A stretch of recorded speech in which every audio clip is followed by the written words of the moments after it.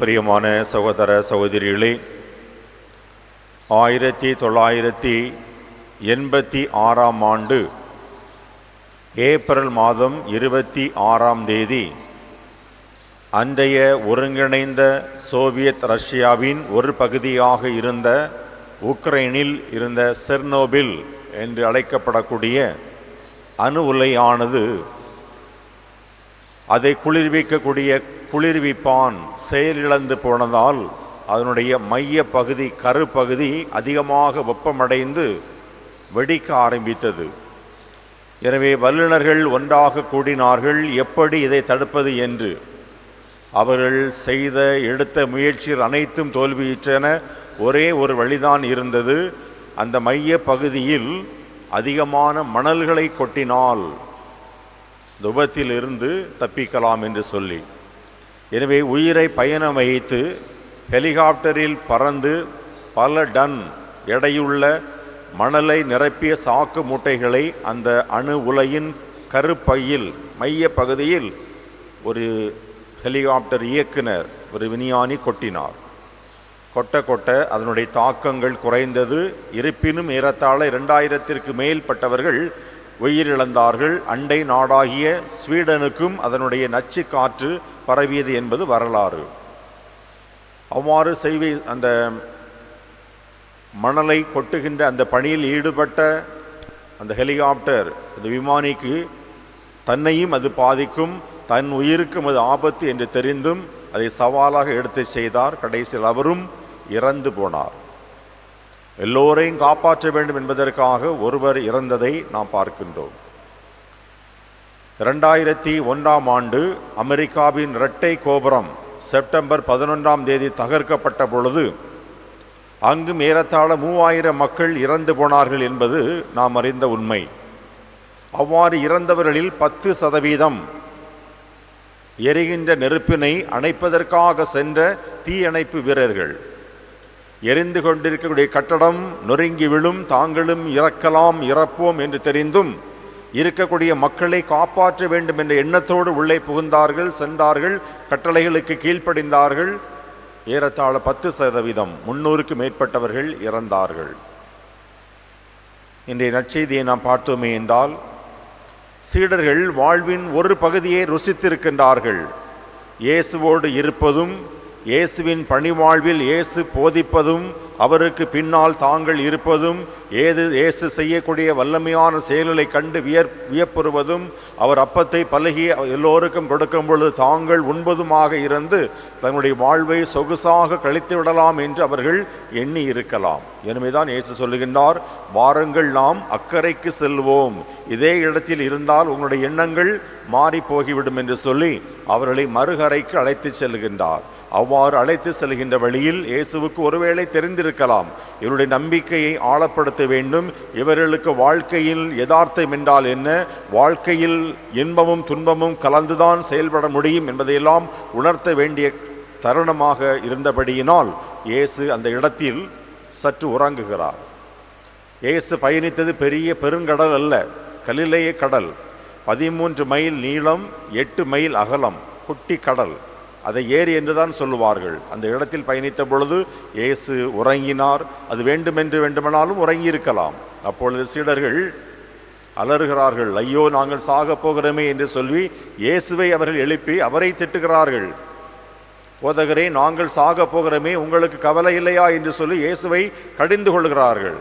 ஆனால் இயேசு அவருடைய நம்பிக்கையின்மையை புரிந்து கொள்கிறார். இவ்வளவு காலம் இருந்தும், இவ்வளவு பணிகளை அவர்கள் தம்மோடு இருந்து பார்த்தும் இவர்கள் நம்பிக்கை கொள்ளவில்லையே என்று சொல்லி இயேசு கிறிஸ்து முதலில் காற்றையும் கடலையும் கடிந்து கொள்கிறார். இதைத்தான் இயேசு கிறிஸ்து மார்க்கு நற்செய்தி 2 பார்க்கிறோம். பேய் பிடித்தவனை பார்த்து சொல்வார், வாயை மூடு, இவனை விட்டு அகன்று போ. கிட்டத்தட்ட ஏறக்குறை அதே வார்த்தையை இங்கு பயன்படுத்துகிறார். இறையாதே, அமைதியாக இரு. 2க்கு பெரிய வித்தியாசம் இல்லை. அப்படிப்பட்ட ஒரு கடினமான ஒரு சொல்லை பயன்படுத்தி காற்றையும் கடலையும் அவர் அமைதிப்படுத்திவிட்டு தன் சீடர்களை கடிந்து கொள்கின்றார். இங்கு இயேசுவின் மனப்பான்மைக்கு நமது மனப்பான்மைக்கும் சிறிய வேறுபாடு இருப்பதை பார்க்கலாம். பல நேரங்களில் நாம் யாராவது கஷ்டப்படுகிறார்கள், ஆபத்தில் இருக்கிறார்கள் என்றால் அவர்களுக்கு உதவிக்கு சென்றோமே என்றால் உதவி செய்வதற்கு முன்பாக அவர்களை நாம் நன்றாக வசைபாடுவோம். நீ எப்படி செய்தாய், ஏன் இப்படி இருக்கிறாய், நீ இப்படி இருந்தால் அப்படி நடந்திருக்கும், அப்படி இருந்தால் இப்படி நடந்திருக்கும் என்று சொல்லி திட்டிவிட்டு தான் நாம் உதவியை செய்வோம். ஆனால் இயேசு அப்படி அல்ல. முதலில் உதவியை செய்கிறார், அவர்களை காப்பாற்றுகிறார். அதன் பின்புதான் அவருடைய நம்பிக்கையின்மையை இயேசு கிறிஸ்து கடிந்து கொள்ளுகின்றார். இந்த முதல் வாசகத்திலே பார்க்கிறோம், யோபுவுக்கு ஆண்டவராகிய கடவுள் சொல்லுகின்றார், யோபின் வாழ்வில் எல்லா செல்வங்களை அவர் கொண்டிருந்த பொழுதும் ஒரு கட்டத்தில் எல்லாவற்றையும் இழந்த பொழுது அவர் நம்பிக்கை குன்றியவராக காணப்பட்ட பொழுது கடவுள் அவருக்கு சொல்லுகின்றார், இல்லை, உன்னுடைய வாழ்வில் துன்பம் வந்தாலும் இன்பம் வந்தாலும் நான் உன்னோடு தான் இருக்கிறேன். கடலை பார், கடலின் எல்லையை பார், அதை ஒரு குறிப்பிட்ட எல்லைக்கு பின்னால் வராதே என்று நான் தடுத்து வைத்திருக்கிறேன் அல்லவா? அதுபோல உன்னுடைய வாழ்விலும் துன்பங்கள் ஓரளவுக்கு தான் உன்னை தாக்க முடியுமே அழிய உன்னுடைய உயிரை எடுக்க முடியாத நான் தடுத்து வைத்திருக்கிறேன் என்ற ஒரு நம்பிக்கையான ஆறுதலான மொழிகளை யோபுக்கு சொல்லுகின்றார். 2ஆம் வாசகத்திலே புனித பவுல் சொல்லுகின்றார், கடவுளின் இயேசு கிறிஸ்துவின் எல்லையற்ற அன்பே எனக்கு போதும், நமக்கு போதும் என்று சொல்லுகின்றார். எனவே அந்த எல்லையற்ற அன்பு தான் நம்மை வழி நடத்துகின்றது. அந்த எல்லையற்ற அன்புக்காகத்தான் நாம் ஏங்குகிறோம். எல்லையற்ற அன்பு நம்மோடு என்றும் இருக்கிறது. கடவுளின் அன்பு நம்மோடு என்றும் இருக்கிறது. அதை நாம் கண்டு கொள்ளுகிறோமா? படகில் உறங்கிய இயேசு கிறிஸ்துவுக்கு எல்லையற்ற அன்பு இருந்தது, அவர்களை கண்டுகொள்ளவில்லை. இயேசு எழுந்து அவர்களுக்கு உதவி செய்கின்றார். அதுபோல் நம்முடைய வாழ்விலும் கடவுள் நம்மோடு இருக்கின்றார், எல்லையற்ற அன்போடு நம்மை அரவணைக்கிறார், அன்பு செய்கின்றார். அவரை நான் கண்டுகொள்கிறேனா என்பதுதான் நம்முடைய வாழ்வில் நாம் கேட்கக்கூடிய மிக சிறந்த கேள்வியாக இருக்கிறது. சீடர்களின் வாழ்விலே சீடர்கள் எல்லோருக்குமே, அவர்கள் மீனவர்கள், எல்லோருக்குமே நீச்சல் தெரியும். இந்த கல்லறை கடலில் அடிக்கடி இப்படிப்பட்ட சூறாவளி காற்றுகள், கடல் கொந்தளிப்புகள் வருவது இயல்பு.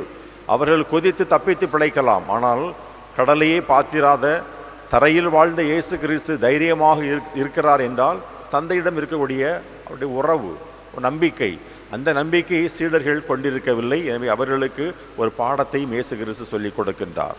எனவே கிறிஸ்துவில் பிரியமான சகோதர சகோதரிகளே, நம்முடைய வாழ்வில், கிறிஸ்தவ வாழ்வில், மனித வாழ்வில் துன்பம் என்பது வாழ்க்கையின் ஒரு பகுதி.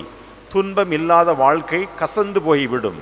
வாழ்வில் இன்பமே இருக்குமாயின் என்றுமே நாம் இனிப்பையே உண்டு வந்தோமே என்றால் நம்முடைய வாழ்வில் நோய்கள் தான் வரும். மாறாக குடும்ப வாழ்வு என்பது இரண்டும் கலந்தது. இன்பம் துன்பம் இரண்டும் கலந்த வாழ்வுதான் மனித வாழ்வு. யதார்த்தம் அதுதான். அது கடவுளுக்கும் இயேசு கிறிஸ்துவும் அது விதிவிலக்கல்ல. அவர் இன்பத்தையும் சந்தித்தார், துன்பங்களையும் சந்தித்தார், பாடுகளையும் சந்தித்தார். இந்த இரண்டின் வழியாகத்தான் அவர் உலகத்திற்கு மீட்பை கொண்டு வந்தார். எனவே இங்கே இருக்கக்கூடிய யாரும், நீங்களும் நானும் இதிலிருந்து தப்ப முடியாது. இன்பமும் துன்பமும் நமக்கு இரண்டரை கலந்துதான் வாழ்க்கையில் வரும். இந்த இரண்டையும் நாம் எப்படி அணுகுகிறோம்? துன்பத்தில் கடவுளை இறைஞ்சுவதும் இன்பத்தில் அவரை போற்றுவதுமாக இருப்போமாயின் அதுதான் புத்திசாலித்தனம். கடவுள் நம்மோடு தான் இருக்கிறார், அவர் எங்கும் விலகிச் செல்வதில்லை. அவரை நாம் எழுப்புகிறோமா, அழைக்கிறோமா, கூப்பிடுகிறோமா என்பதுதான் பிரச்சனை. நாம் பல நேரங்களில் துன்பம் வந்தால், பிரச்சனை வந்தால் ஓடி செல்கிறோம், பல்வேறு இடங்களுக்கு செல்கிறோம், மருத்துவரை பார்க்கிறோம், ஆலோசனை பெறுகிறோம், அதெல்லாம் ஓகே, பிரச்சனை இல்லை. கடவுளை தேடுகிறோமா தான் சிக்கல். எனவே கடவுளை தேட வேண்டும். அதான் திருச்சபையின் அந்த ஜெபத்தில் அழகாக உண்டு, இன்பத்தில் உம்மை போற்றி, திருவருட்சானத்தில் வரும், இன்பத்தில் உம்மை போற்றி துன்பத்தில் உம்மை நாடி வருவார்களாக.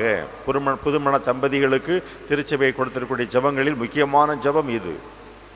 இன்பத்தில் உம்மை போற்றி துன்பத்தில் உம்மை நாடி வருவார்களாக. அதுதான் நம்முடைய வாழ்வின் இயற்கை. இன்பத்தில் கடவுளை போற்ற வேண்டும். இன்பம் என்றால் இன்பத்தை அனுபவிக்க பல்வேறு இடங்களுக்கு, கடைகளுக்கு செல்லக்கூடாது. முதலில் கோயிலுக்கு வர வேண்டும், ஆலயத்துக்கு வந்து ஆண்டவருக்கு நன்றியை செலுத்த வேண்டும். அதன் பின்பால் அந்த இன்பத்தை நாம் தீர்த்து கொள்ளலாம். இரண்டாவது, துன்பம் என்று வரும்பொழுது ஆண்டவரை சந்திக்க வர வேண்டும். வெறுமனை துன்பத்திற்குமாக மட்டும், துன்ப வேளையில், ஆபத்து வேளையில் மாத்திரம் ஆலயத்துக்கு வந்து ஜெபித்து கொண்டு இருந்தோமே என்றால் கடவுள் எப்படி அதற்கு செய்வெடுப்பார் என்பது தெரியவில்லை. ஏனென்றால் நல்லது நடக்கும் பொழுதும் இன்பத்தில் இருக்கும் பொழுதும் அவரை போற்ற வேண்டும், புகழ வேண்டும். நாம் அவரை போற்றுவதனால், புகழ்வதனால் அவருடைய மாட்சிமை ஏற்றம் பெறாது எனினும் அவருடைய நம்முடைய விசுவாசத்தை, நம்முடைய நன்றி உள்ளத்தை அவர் பார்க்கிறார். என் மகன், என் மகள் வாழ்வில் நல்லது அடைந்த பொழுது என்னை தேடி வந்தான், என்னை மகிமைப்படுத்தினான், எனவே நான் அவனுக்கு ஆபத்து வேளையில் உதவி செய்வேன். சிம்பிள் லாஜிக் தான்.